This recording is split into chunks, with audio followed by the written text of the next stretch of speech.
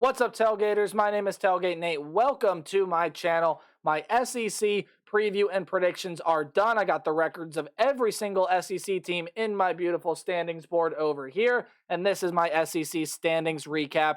And you also see down below my SEC championship prediction for the two teams that are going to make it. But anyways, guys, thank you so much if you stuck around with my SEC predictions, or if this is the first video of mine you're watching, highly suggest you hit that subscribe button. I'm predicting all 133 FBS teams, which means I'm predicting your favorite team. I'd hit the subscribe button so you can see my thoughts on your favorite team. But hey, you can support my channel in other ways. You're doing one by watching this video, and you can also help it by liking, sharing, commenting, really doing anything you can to help support the channel. It does mean a lot to me, whatever you're able to provide.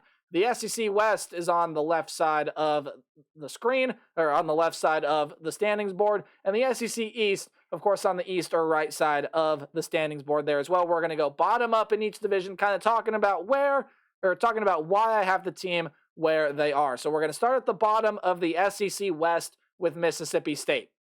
Look, I do not think Mississippi State is going to be a bad team. I just think it's a combination of their division is really, really tough. There are a lot of good teams in that division. Alabama, LSU, Ole Miss, Auburn is a sleeper team. If Arkansas's KJ Jefferson can stay healthy, etc. Mississippi State's just in a really tough division, but they have Will Rogers coming back. They got some nice pieces there. I'm just a little worried about how Zach Arnett is going to deal with life in the SEC being a head coach. He was a really good defensive coordinator, so I'm not super worried about this defense, although I still do have some questions. But what's going to happen with the offense, right? The air raid attack of Mike Leach is gone, but Mississippi State sits at the bottom of that division. Arkansas is there in second to last place. The thing with Arkansas is simple, right? If KJ Jefferson can stay healthy, their record can be a lot better than it is, but they also got to find some pass catchers. They got to find guys to step up in the linebacker and defensive back room. Arkansas's got a lot of questions for me. I couldn't really put them higher than 7-5 here,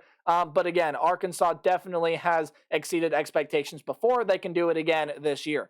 Auburn is one of my sleeper teams in the SEC this year, and although 7-5 is not sleeper-esque, I definitely do think Auburn wins a game that they shouldn't, and maybe it's that road game against Arkansas there to improve to 7-5 and get up there. Now, Auburn has all the makings for a sleeper team in the SEC, right?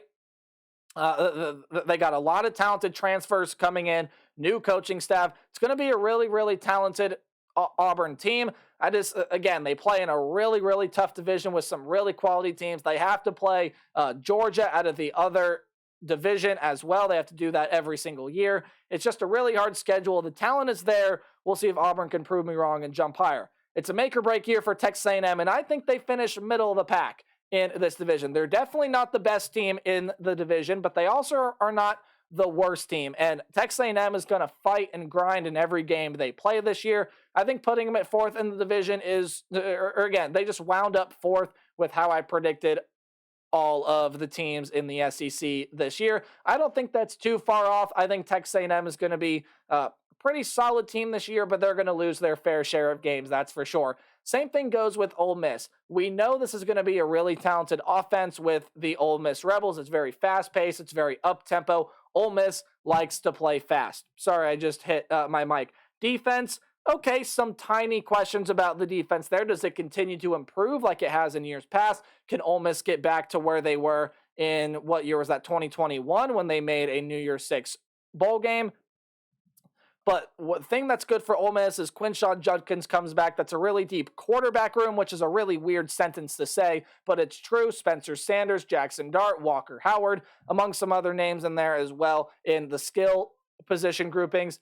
Ole Miss is going to be really good. LSU is here, and I could just as easily, or LSU is here at second, and I could just as easily see LSU having an 11-1 record this season as well. The only difference is I'm high on what LSU has, yes, but I am really high on what Florida State has, which is where that other loss comes from, right? That out-of-conference loss. I'm really high on what Florida State has, especially with the addition of Keon Coleman. That's a conversation for another day. LSU sitting here at 10-2, second place. I definitely feel they are the second best team in this division behind, of course, the Alabama Crimson Tide. But LSU definitely has what it takes to go ahead and win this division. I just don't think they're going to go on the road and beat Alabama as Alabama wins the tiebreaker scenario and thus wins the division in my mind. Alabama may lose the second game at the end of the day. They may lose that non-conference game to Texas. They may lose to LSU there as well, in which case would bump LSU up. But to me, Alabama is the best team in this division right here. Quarterback position, yes, was a little bit of a concern, but now with Tyler Buckner coming in, I'm not super worried. Alabama has always got the skill position players it needs. That defense is still going to be really good, although it's interesting to see how life will be without Will Anderson. For me, Alabama, by virtue of beating LSU, is able to get that top spot in the SEC East and get a spot, or the SEC West, my apologies. If I've said East, I've meant West. I'm so sorry. And get into the SEC championship game. Speaking of the SEC East, let's go over there now. Vanderbilt, to maybe no one's surprise, sits at the bottom here. And Vanderbilt, the Vegas win totals have them at 3.5. They're going to be a much better team than that. It's just they play in the SEC, a really tough conference. They got a really tough schedule to go through as well. Vanderbilt, I think, is going to be a pretty competitive team this year, but just by virtue of who they play, when they play them, where they play them, I got them sitting at 4-8 here at the bottom of the standings. Missouri, I've talked about as kind of a fringe bowl game team for me, right? Missouri is a team that can definitely make a bowl game, and one or two games here and there may decide that, right? So for me, it just so happened that Missouri did not make a bowl game this year. But again, Missouri can absolutely prove me wrong. I think they are more than capable of making a bowl game here and staying right in line with that Missouri standard. Right? Florida is sitting here at 5-7. I've talked on Florida before. I have quite an opinion on Florida, and it's not a good one. Sorry, Gator fans. I'm just not confident in what Billy Napier has this season. I'm not super confident in Graham Mertz or Jack Miller to end up being that quarterback. It's a weird mix of transfers and freshmen, and I just don't know how it's all going to gel. I hope Florida can prove me wrong, but I got him sitting down here at 5-7, missing the bowl game, and in fifth in the SEC East. Kentucky is another team like Auburn that's a sleeper team in the SEC. They have Devin Leary. Kentucky's got Devin Leary, a great group of pass catchers, wide receivers, and tight ends, respectively. And that defense is always pretty good at Kentucky. But again, the schedule is just tricky, right? They have to play Alabama out of the other division, right? You got to play Tennessee and Georgia up there as well. Especially that end to the schedule for Kentucky is going to be really difficult. But make no mistake, Kentucky is a team that absolutely can shock some people in 2023. Again, this 7-5, 6-6, kind of the expectation for Kentucky coming into this year. That's where I put them.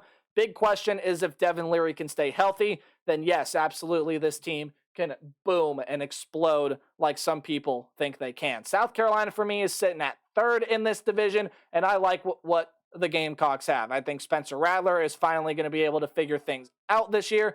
They got a pretty solid group of pass catchers led by Antoine Wells. The defense, even though they lose some key contributors off last year, return a lot of great talent. And I think South Carolina is going to stay about where they were last year. I think they're going to pull off some surprising wins again in 2023. South Carolina is going to be really good next year. I got them sitting third in the SEC East. Tennessee is sitting here at 9-3 for me and was the bona fide second place choice.